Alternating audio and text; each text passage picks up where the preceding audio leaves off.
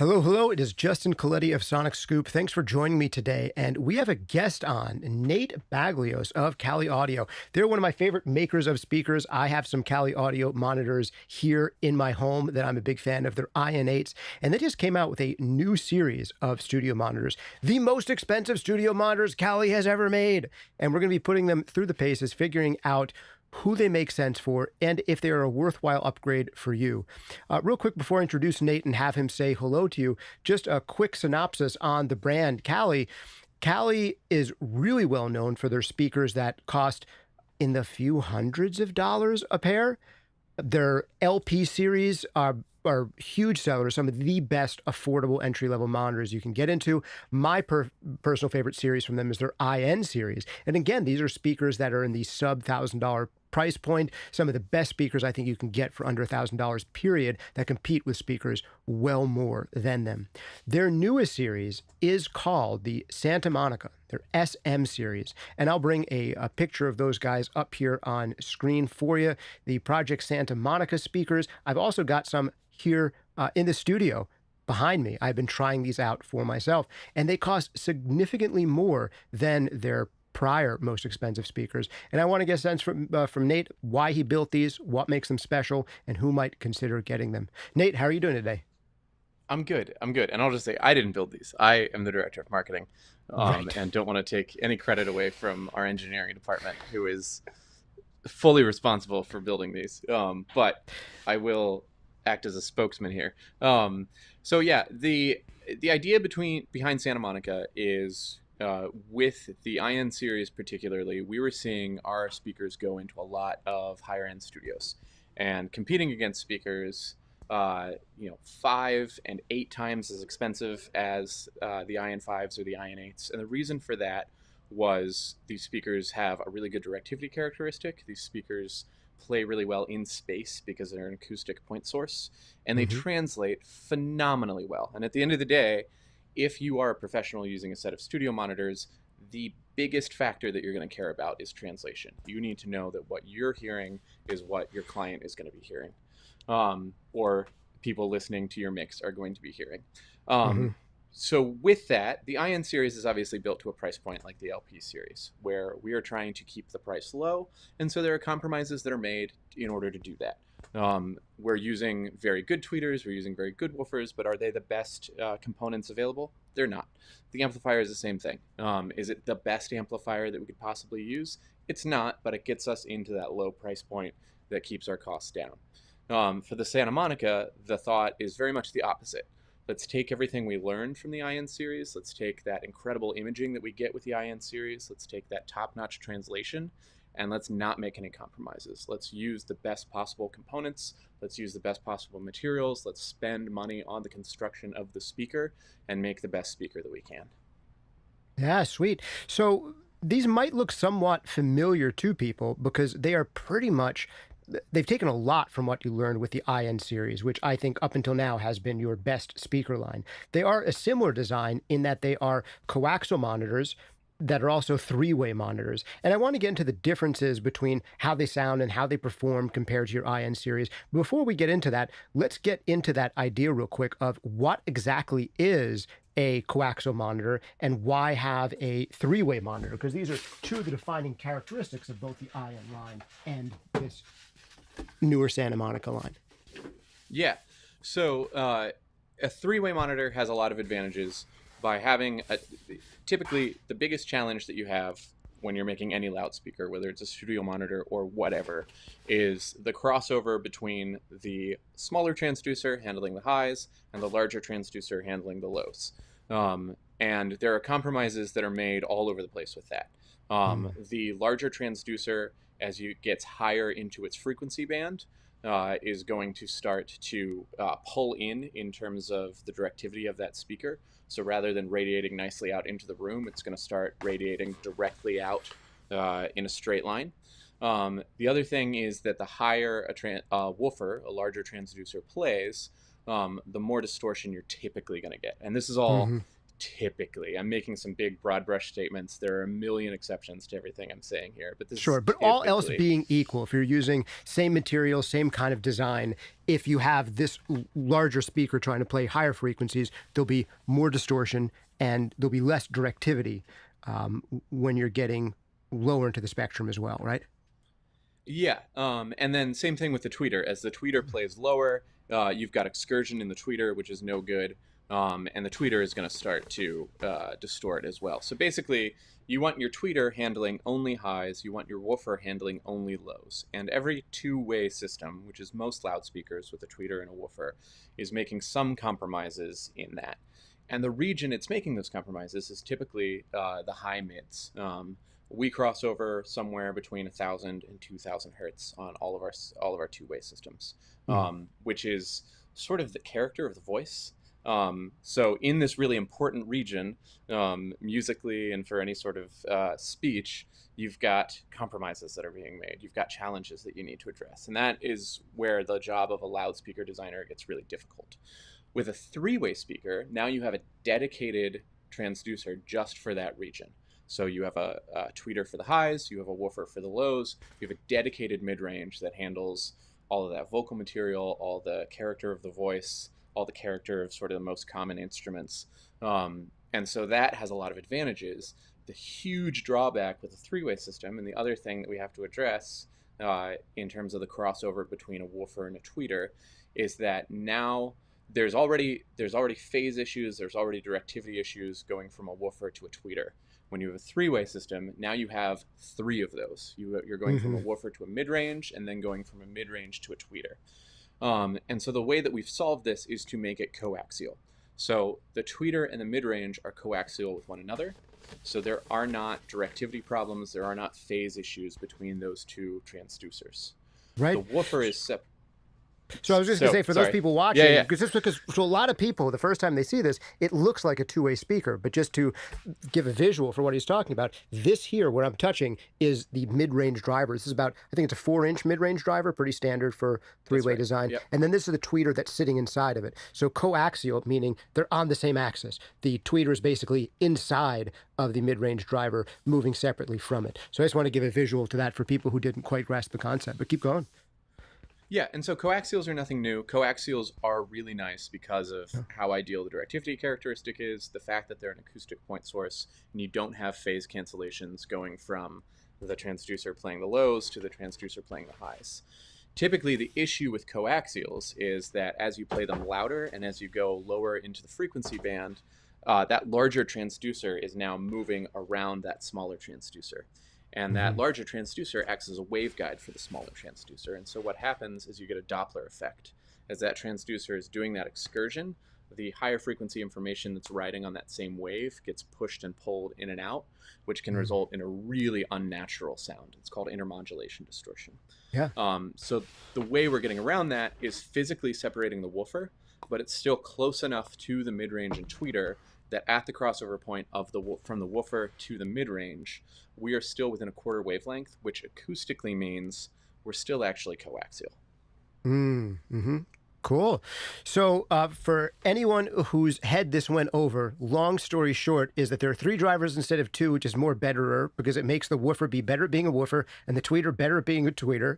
And the fact that it's coaxial, it's not just it being coaxial, it's some of the stuff that you're talking about as far as overcoming the issues with it being coaxial. But generally speaking, I find that coaxial monitors tend to have better imaging than 3-ways where the mid-range and the tweeter are separated from one another. I think that's one of the greater benefits for me. Are there any other major benefits that the end listener is going to experience aside from things like being able to localize and getting good spatialization out of the speaker? Yeah, it's good spatialization and just lower distortion throughout. If you look at, and this is the case with the LP series to the IN series. We're using the same woofers, we're using the same tweeters. Having that dedicated mid-range means that we bring the distortion down dramatically. Yeah. So this is stuff that you've already accomplished in the IN series. And the IN series, I'll bring them here up on screen. These were for the IN5s about $350 per speaker. So you get a pair of these around $700. I don't remember what the current price is on the IN8s, but I believe a pair of those is still 1,000 or under, right? For the IN8s. What are they clocking it's these? $800. Oh, my goodness. So that's $400 a speaker for the 8-inch. They are marvelous. I've really got to say, for people who are spending 1,000 and under on speakers, they are the speakers that are some of the first I'd recommend if you have the size for an 8-inch driver. They're fantastic. And then, honestly, if you have more than $1,000 to spend, they're still neck and neck or potentially better performance than a lot of speakers between $1,000 and $3,000. Now, with that said, we recently had someone on here on the channel for MixCon just last year, Jeff Ellis, who said that he sold his much more expensive like I think 5-figure monitors to use the Kali IN8s because he found that they were translating better for him, which is a big thing you're talking about. I find that the IN series had tremendous translation and tremendous detail, but without sounding overly flattering in a way that gives you boring mixes. Like they are more on the neutral side of things. Like they're not there to sugarcoat things for you, hype you up on your own mixes. They're detailed and good enough sounding that they're enjoyable to listen to without being like cloying or exaggerating or making you feel like the mixes sound great without working. So those are the great things about the IN series already. But now with this new project, Santa Monica, these speakers are now starting at $1,000 per speaker. So a single speaker, and that's the passive speakers. So a single speaker from you guys now for the first time is $1,000. We're talking $2,000 a pair for the passive monitors. That's if you're bringing your own power amp to the situation. If you want to get, as I think a lot of people are going to want to get, the powered versions that have the amp built in, those are starting closer to $1,600. So we're talking double the price of the IN8s for a single smaller speaker in the Santa Monica line. So you could be spending, instead of $800 for a pair, up to $3,400 for a pair for the 5-inch Santa Monicas. Why would someone want to do that? Why would someone want to spend considerably more for this smaller speaker? What are the major benefits people are going to get out of Project Santa Monica? Yeah, so the major benefit is the distortion level is less than half that of the IN8s. So these play to the same max SPL, these play to roughly the same low frequency extension, but the distortion in the SM5 is less than half that of the IN8. And that's particularly true at the extreme lows and at the extreme highs. The woofer in the SM5 is the best woofer we've ever used in a Kali speaker by a mile. Very low distortion, very high excursion. You're able to get a lot of tight, clean, powerful bass out of just this little 5-inch woofer. The tweeter in the SM5 is something completely new for us. So every other tweeter that we've used is pretty much variations on the same thing. It's a fabric dome tweeter. It works really well, especially considering the price point.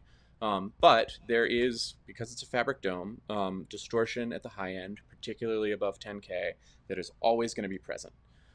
We are using an aluminum dome tweeter in the SM5, and something that we're doing which is really unique.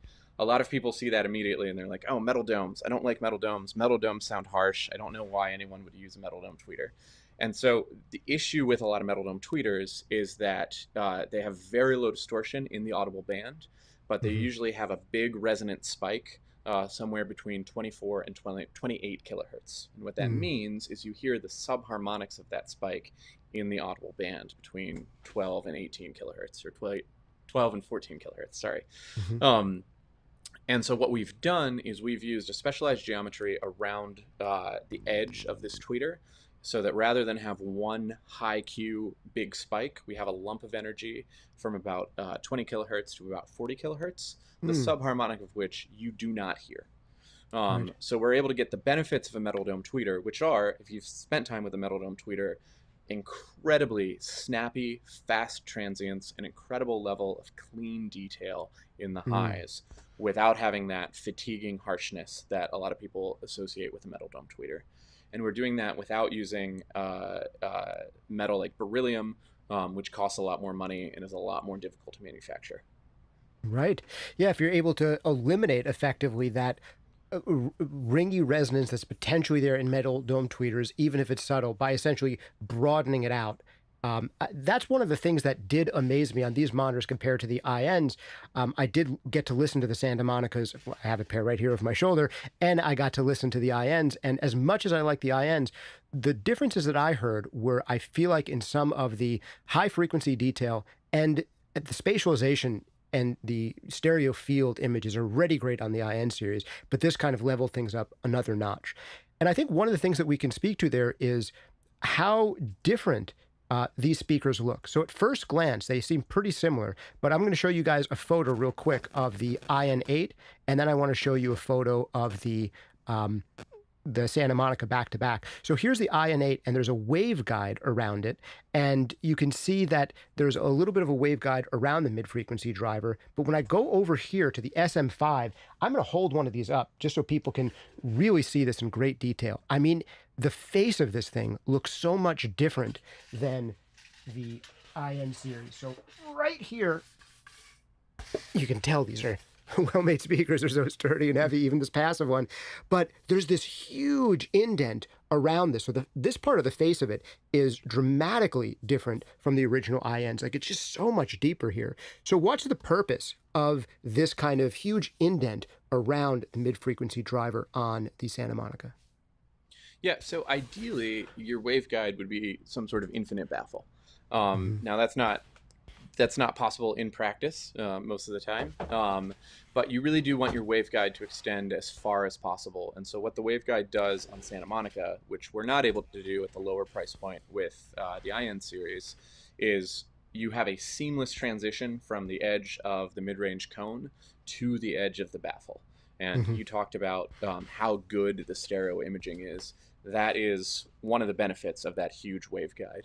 The other is that we have a much better directivity characteristic, especially above about 15K in the SM series versus the IN series, because we no longer have that baffle step. Because it's such a nice, smooth surface, we're able to keep a really, really clean high end. Now, what are some of the differences that you hear when you compare these to the IN? So if I were to give my tasting notes on it, I feel like it has a similar sonic profile as far as frequency response goes. But for me, the biggest differences was there's additional high frequency detail, I feel like, without it sounding substantially brighter. And there was just this greater like depth of dimension where like the back to front of things felt even more layered, and the pinpointing of things from left to right felt even more detailed. So those were the three biggest items to me: the depth, localization left to right, and high frequency detail without high frequency brightness. And the low end actually was surprisingly similar. You mentioned that this is a 5-inch goes down to about 37 hertz, which is actually similar to the 8-inch in the design down. So I actually didn't hear a huge difference in low end. But I haven't compared these back and forth to the IN5s, where I'd imagine they'd perform even more favorably for being the same size as the IN5s, but performing so much deeper. If you compare these to the IN5s, what are the differences you hear? And if you compare them to the IN8s, what are the differences you hear there? Yeah, I mean, the biggest, most obvious thing is going to be the detail in the high end. That's the thing that's like really striking right out of the gate, is going from the fabric dome tweeter to the metal dome tweeter. You just get so much more detail and life and air and headroom in the highs, which is nice to hear and nice to work on and nice to listen to, but also tells you as a mix engineer, you can get really granular with the decisions you're making when you're producing a mix because of the level of detail you're hearing. As you go down into the mids and then down into the lows, that lower distortion just makes everything sound a lot more natural. Vocals sound more lifelike. Guitars and pianos sound much more like the instrument is there in the room with you. And then getting into the lows, you were probably listening at lower levels. As you start to listen at higher levels to these, the SM5s are sort of unbothered by whatever you throw at them. The level of distortion is remarkably low. And so you really do get a lot of very clean, very powerful low end out of the SM5s, to the point where trying to dial these in with a subwoofer, there's almost a little bit of the SM5s are so good, you almost don't want to sub. Mm-hmm. Sweet.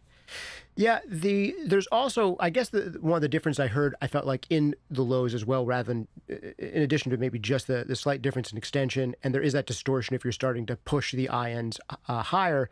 There's also, I feel like, this additional maybe kind of transient response within the low frequencies, like the woofer being able to move, I think, a little bit faster than it would on the INs.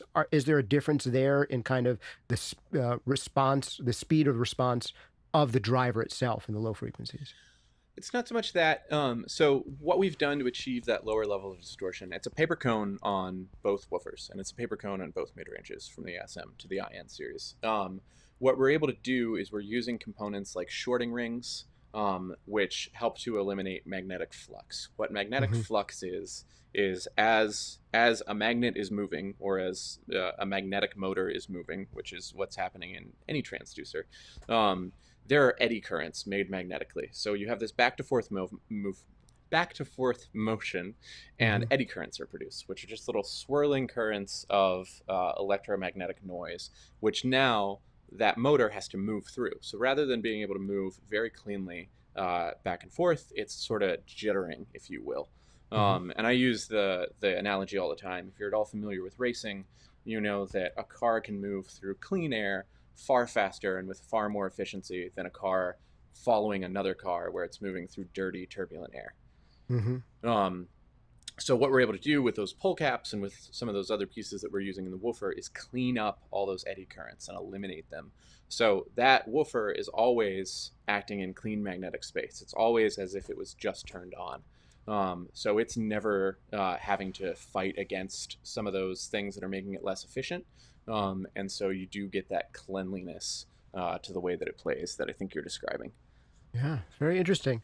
So there's a couple more things I want to go over here that I think are unique to these in your line, which is there's some additional stuff on the back of this monitor. So one of the things that was kind of cool when the LP6s first came out, and you include them the IN series, there was a bunch of dip switches where you could easily do EQ settings, and there'd be like a little picture on the back of the monitor. It's like, if you're this close to the wall, flick this switch. If you're on top of a console, flick this switch. And I believe the dip switches are still there, but there's something more involved with the actual onboard DSP here, where I think you can do some EQ treatment and correction right inside the monitor itself. Can you tell us how you access that and what features are added in the DSP in these new monitors?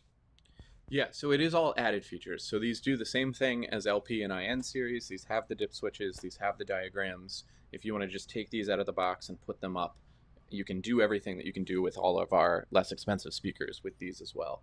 The additional thing that you can do is these have 8 bands of user accessible EQ. So you can load your own room calibration directly into these speakers. These also have delay and trim per loudspeaker.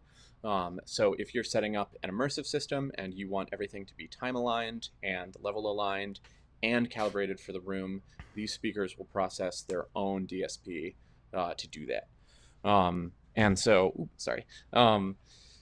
We have a whole process outlined to get to basically what you want to program into the speakers, which is available at caliaudio.com/Santa Monica how-to.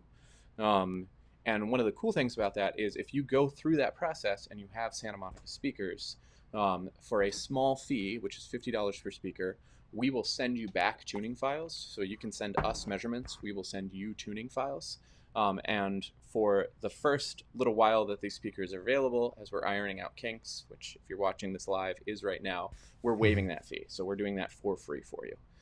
Sweet. It does require a specific Earthworks microphone, which has to do with both the directivity and the frequency response of that microphone, knowing that the measurements you're getting are accurate and that we can act on them.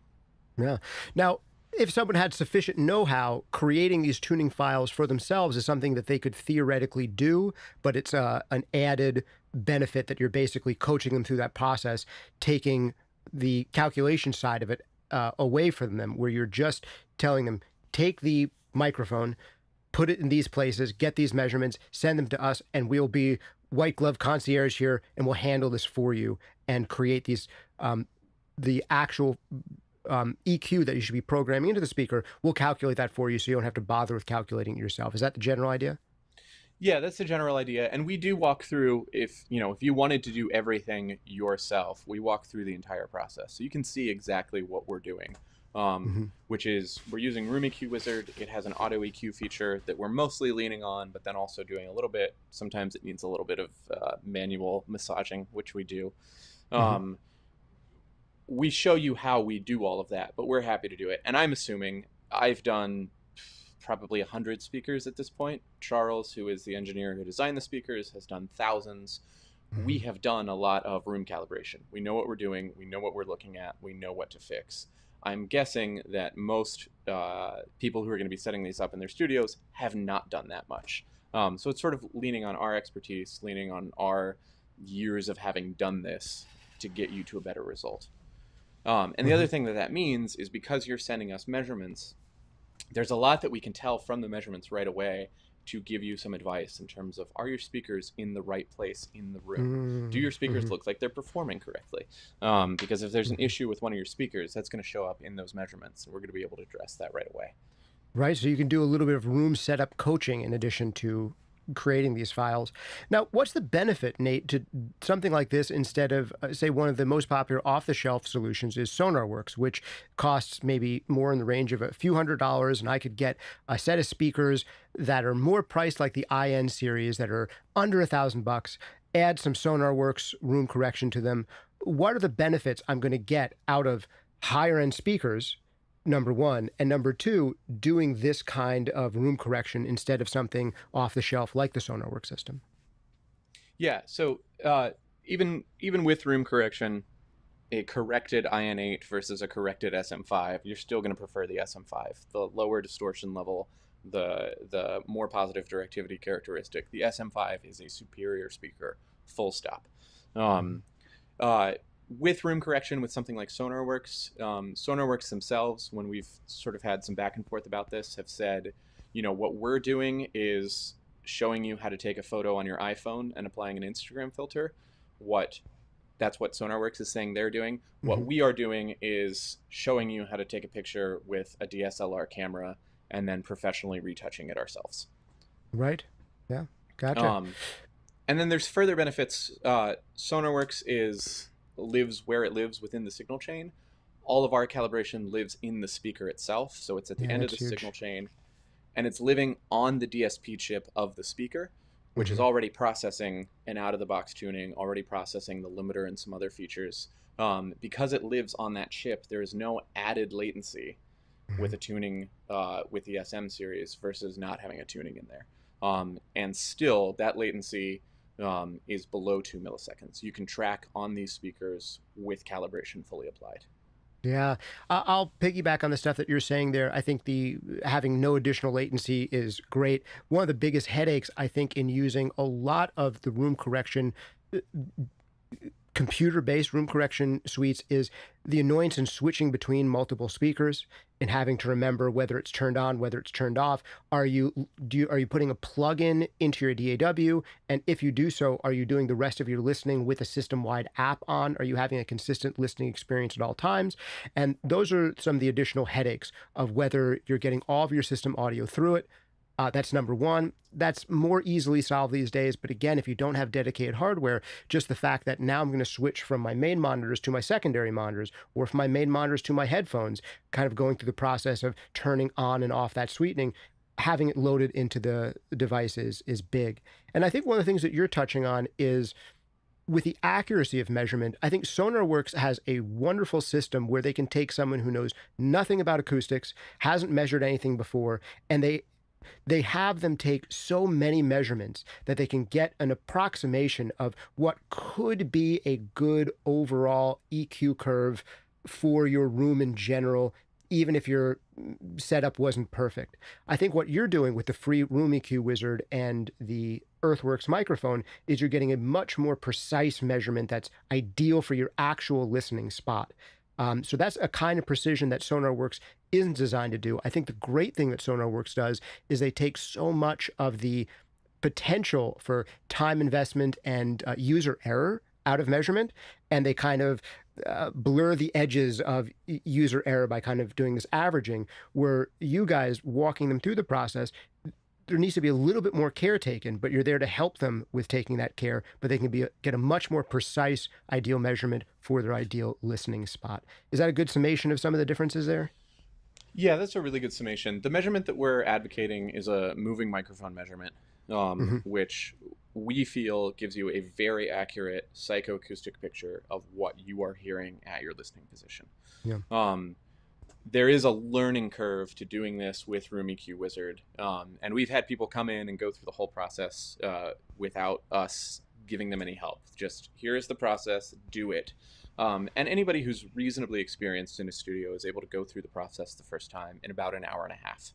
Hmm. Um, Once you have the process under your belt, once you have Room EQ Wizard properly configured and you're doing this a little bit more often, you can measure a speaker in about a minute, Mm. which I do think is faster than any of the sort of auto room tuning solutions that are available. And if I go measure a speaker on a Tuesday and you go measure a speaker on a Saturday and Johnny Q goes and measures the same speaker on a Wednesday, assuming nothing has changed, we will all get the same measurement, which Mm-hmm. means we know we're getting an accurate measurement. Anything that we are doing to apply room correction based on that measurement is going to be valid. Yeah, beautiful. The only other thing I know of that's that fast, where once you've learned how to do it, takes like less than a minute, is Trinov. But a Trinov system costs about what a pair of the Cali Santa Monicas cost. So there's a significant difference there. So yeah, very nice. All right, Nate, I think I touched on pretty much all the main ideas for me, which is one, why have a this kind of design to begin with, a three-way speaker design, and I think we've addressed that. The low frequency driver performs better as a low frequency driver. The high frequency driver performs better as a high frequency driver. Although to me, on a three-way design, where I feel like I notice the difference the most is often in the mid-range, especially as the levels go up. Like you get this mid-range detail without harshness, where sometimes a two-way speaker can sound like there's a little bit of a hole in the middle. There can be this slightly sucked out feeling, where a three-way speaker, when it's done well, often has the beneficial thing that people like about Yamaha and S10s and Oratones, where the mid-range is kind of forward, unobstructed, not veiled, not hollowed out in a way that doesn't make you work to get the mid-range great. So that's one of the benefits of the three-way driver. The benefits of the coaxial design are, I think, getting much better spatialization and potentially, therefore, depth out of a three-way design. And it's possibly one of the more optimal ways of doing a three-way design if you can get around some of the trade-offs, which it seems like you do. Then the big question was, why are these more better and worth more than the IN series, even though it's basically the same design? And it seems to be way lower distortion, higher power output with lower distortion, even better, especially high frequency detail because of these aluminum driver tweeters. The fact that these are aluminum driver tweeters that aren't annoying to listen to because you've been able to even out that resonant peak that happens so much in aluminum driver tweeters. And then I think one of the cool things here is, although the spatialization, the kind of left to right stereo image is already amazing on the INs, this crazy deep waveguide, I think, is part of what takes it even further with the Santa Monica series. Now, these speakers are going to be, man, 3 or 4 times more than the IN series, but to some users, that's going to be worth it. We're now looking at speakers that are going to cost you $2,000 to $3,500 a pair instead of speakers that cost $700 to $800 a pair for the INs, or was it $400 to $600 a pair for the LPs? Who do you recommend each of your main speaker lines for? We got the low-cost LP, the two-ways. We got the IN series, which are now used to be your flagship and now are your mid-price speakers, and these new Santa Monicas. Who's the ideal user for each of these sets of speakers? Yeah, I think the LP series is, obviously really geared towards the entry level. I think this is a fantastic first set of studio monitors, or first real set of studio monitors, if you will, moving up from something that is more or less a computer speaker. Mm-hmm. I think the IN series, I don't think there is a user out there who is producing music who has no use for the IN series. Yeah. I think they're a fabulous upgrade from any entry-level monitor, including the LP series. I think they're a fabulous B speaker to anything, giving you a really accurate, really faithful representation of your mix. And then the SM series is obviously with that price point aimed at a much more professional user, someone who is making music as they're living or doing production work as they're living, needs something that they can absolutely trust, that when they send something to a client, they know they're sending the best possible work out. Yeah, sweet. And we already know that there are people out there in the real world getting amazing results on the INs. There's a lot of people at the professional level using those, but I just don't see any, if you have the budget, there's no negative to going up to the Project Santa Monica's. I remember Jeff Ellis, who we had on before the Santa Monica's were introduced, he was using the INs, and he was even skeptical of the idea of you guys releasing something higher end, because he's like, I don't even want higher end speakers. They're just going to lie to me and tell me my mix sounds good, and I have the INs, and I make perfect mixes on them, and I don't even want anything that's quote unquote better. But what's changing here, to my understanding, isn't really the frequency response. And that's one last question I wanted to ask you here, Nate, is how does the frequency response compare across all three of these lines? Because I think that's something that people should know. Yeah, so everything's aimed actually at exactly the same target, which is not only a neutral response on axis, but a neutral sounding response in room, meaning that the total integrated sound power, the direct sound you're getting from the loudspeakers, as well as the reflections that you're getting from the room, are giving you a picture of neutrality. Now, obviously, every room will do different things to color what the loudspeakers are doing, but if you want to consider sort of an average room and sort of getting as far as we can before we apply room correction, that is the goal that we're aiming towards. And so there's not really a ton of difference in frequency response going from LP series to IN series to SM series. The SM series does play a little bit lower than our other small speakers. So the SM5 does play lower than the IN5, does play lower than the LP6.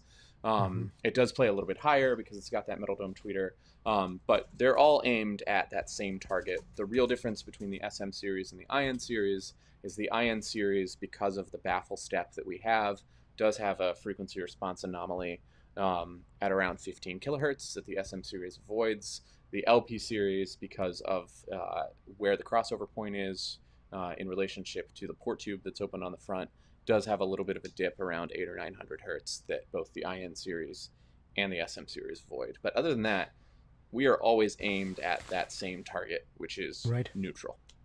Yeah, aiming at the same thing, and then practical considerations can make it change ever so slightly. And saying that there's a dip in the LP series around 800 or 900 hertz makes so much sense to me, because that's often what I hear with two ways compared to three ways. It's somewhere right there in the center mids that I get that kind of scooping, hollowed out feeling on a lot of two ways compared to three ways. And this is honestly, there are higher end two ways that I would prefer the IN8s over personally myself.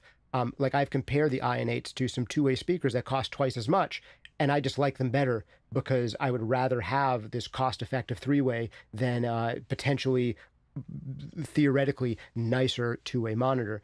And the fact that now you have that kind of high end in the Santa Monica that's also a three-way is awesome. Man, these already, I think, are deep enough for most people at 37 hertz.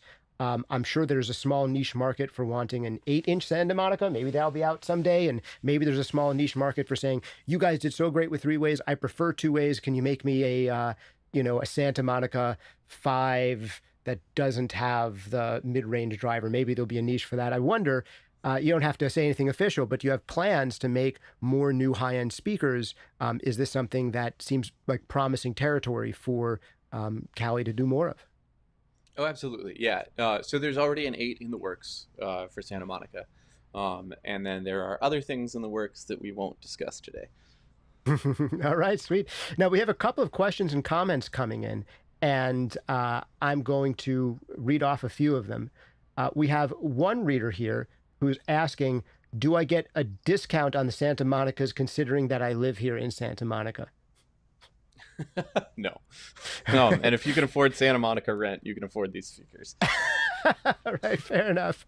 Ooh, Jeff Ellis has chimed in here into the comment section. Jeff Ellis himself, if you don't know him, great multi-platinum selling mix engineer, has done awesome stuff. The Neighborhood is one of the huge artists he's worked with, among so many others. He's one of the few mixers who's been here for 2 MixCons.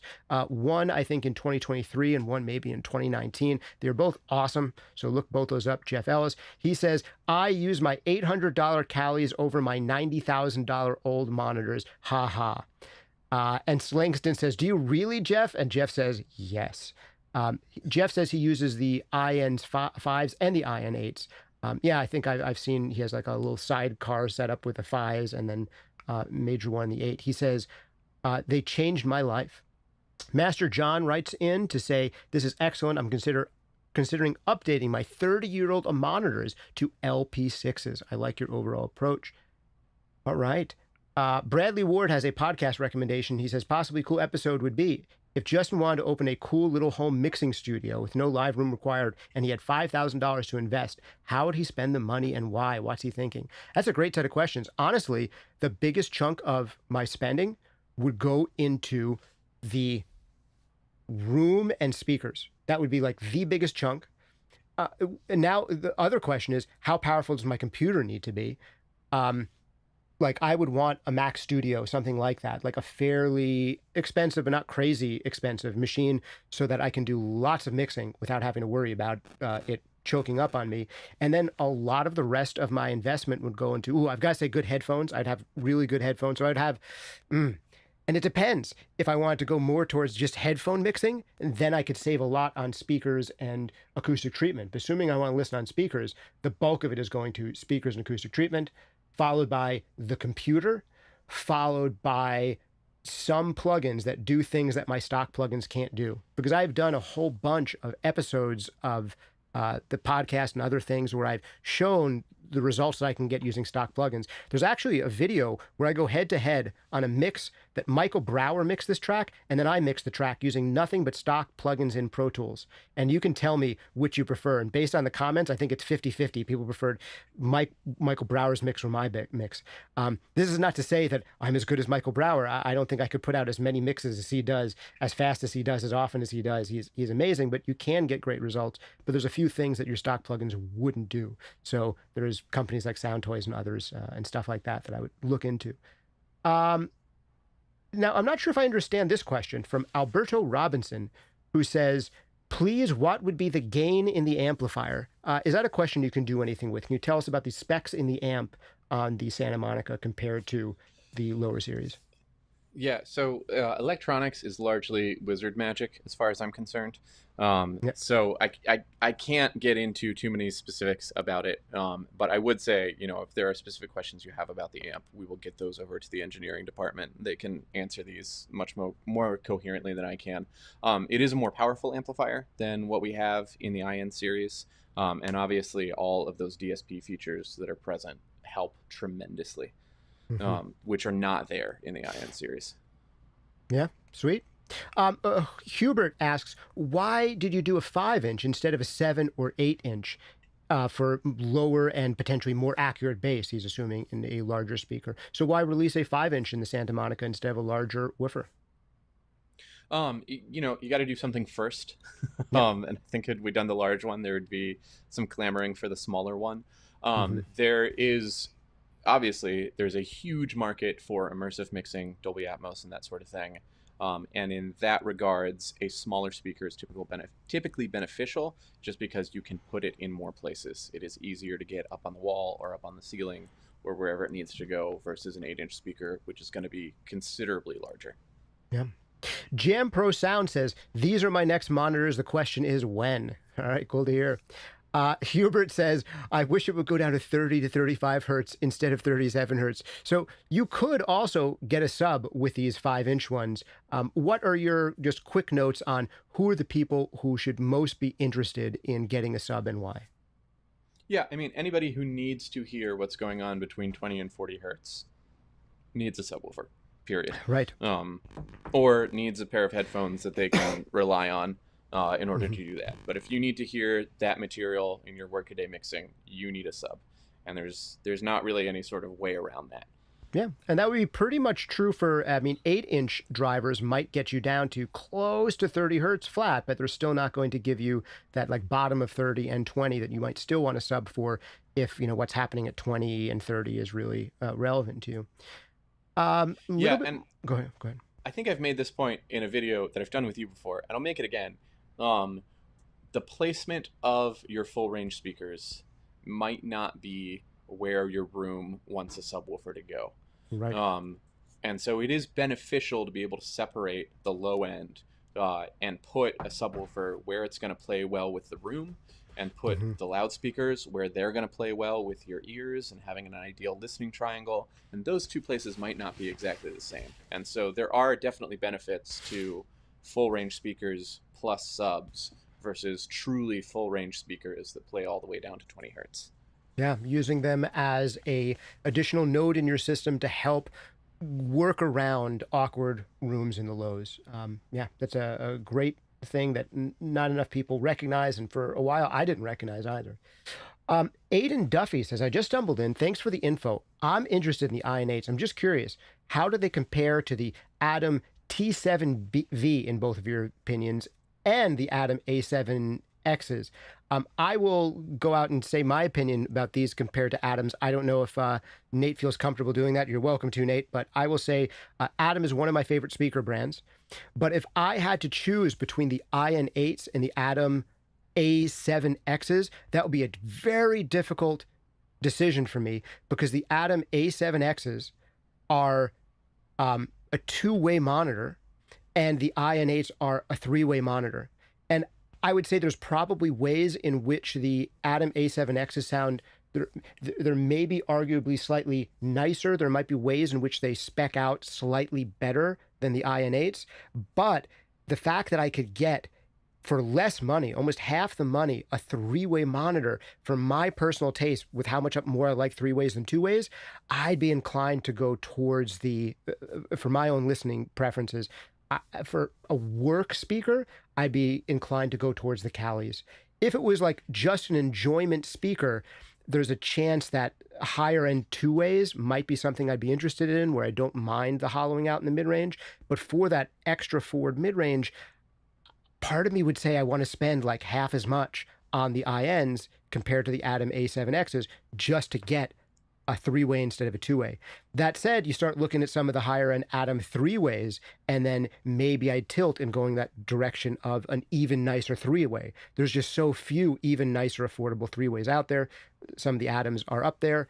The other thing I would throw out there is, if you're comparing the INs to the Atom TVs, that's no comparison. I mean, the only benefit with the Atom TVs over the INs is I think they're going to be less expensive, but the fact that you're getting a three-way out of the INs compared to the Atom TVs, if you have the additional money to spend for the INs over the cheaper Atoms, I would probably go that way too. If you had a lot more money to spend, I really love the Atom three-ways, but now Callie's going to be giving the Atom three-ways a run for their money with the Santa Monica series, where they now have a really nice high-end three-way. Do you have any particular thoughts on how your speakers compare sonically to Atoms, and what kinds of listeners might prefer one over the other, where you hear the differences between the design philosophies? Yeah. So I'm tremendously biased. So take everything I'm about to say with a giant grain of salt. If I was in the market for a set of speakers under $1,000, I think Atom and Callie would be the only things I'd be considering if I was not one of the founders of Callie Audio. These would be my top choices too, yeah. The Atom T series are really, really good, and really, really good for the price. And sort of the only thing that we look at in terms of the competitive landscape and say like, oh, nice job. So what I would say, if you're seriously considering those two monitors, is make sure you get to spend some time with that ribbon tweeter. Some people love ribbon tweeters, really love working on them. Some people do not. And you should know where you fall on that before you buy something with a ribbon tweeter. Yep.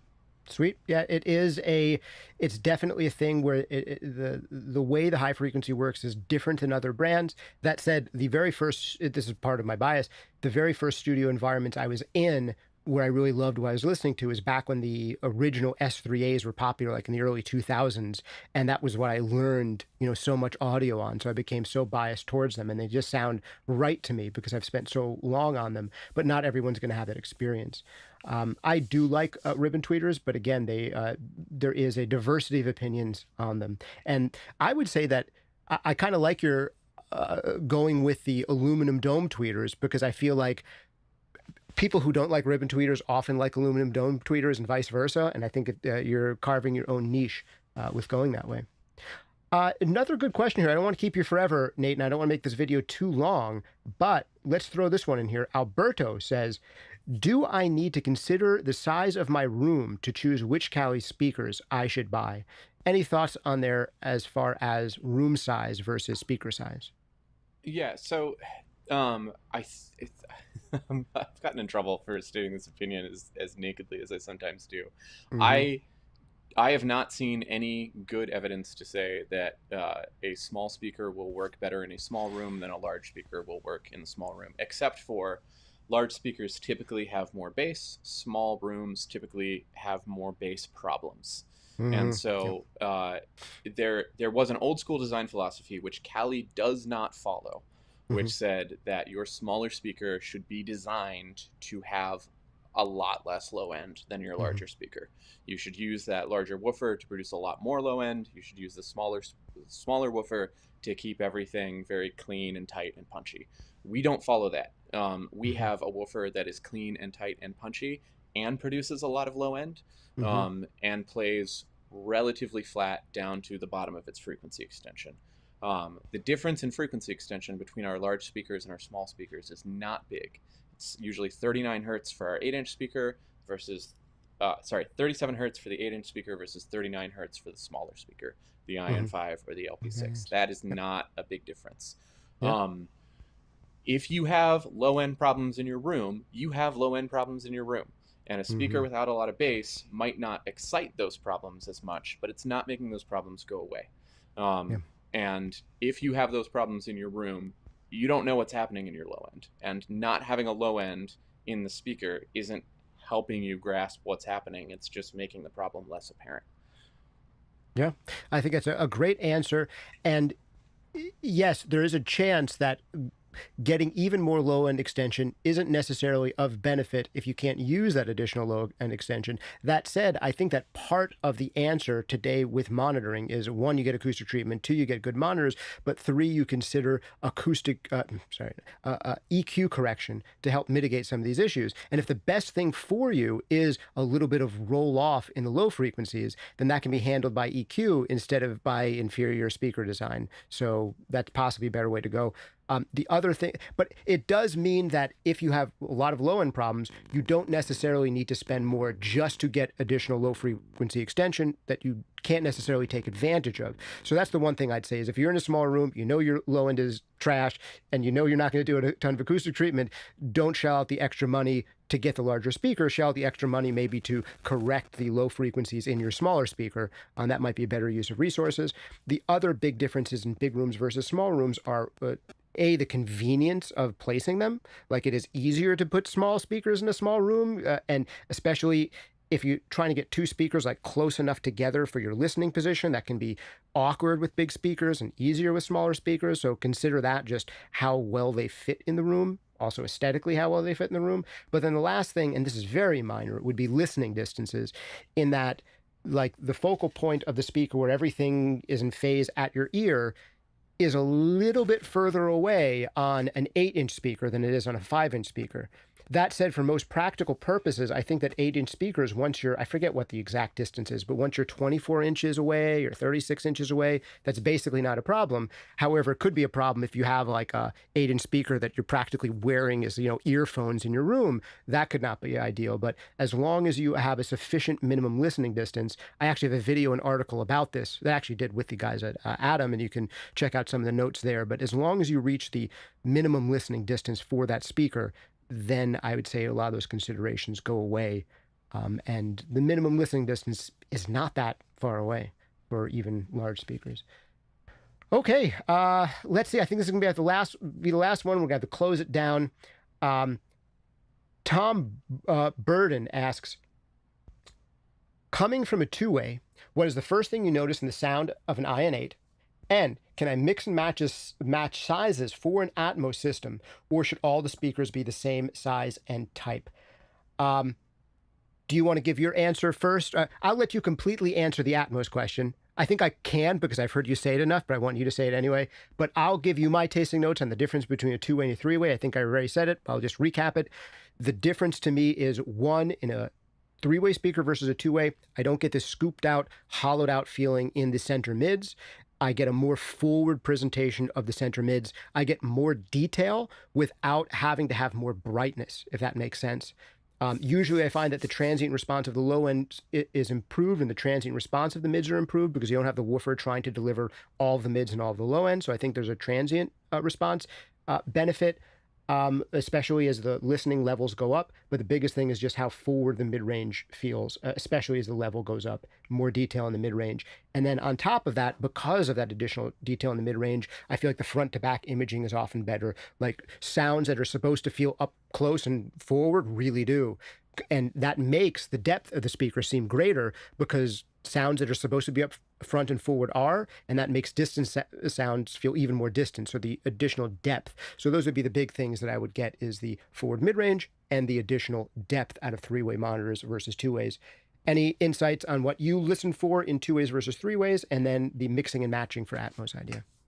Yeah, I will say the first time that we set up an IN8 prototype, it was very difficult. You know, we set up, we do prototypes, we do iterations, and sort of the first thing is the engineering department sets this thing up and is like, yeah, what do you think? And it was really difficult to give any feedback because it was like, this is great. What I think is this is great. The like you said, Justin, the level of detail in the mid-range without sacrificing anything going on in the lows and the highs is just this immediate, it takes the mix from feeling like it's far away from you and feeling like it's kind of this nebulous thing that you need to delve into to spreading it out, and you can see everything and you can hear everything and you can start to really pick apart exactly what's going on in a really useful way.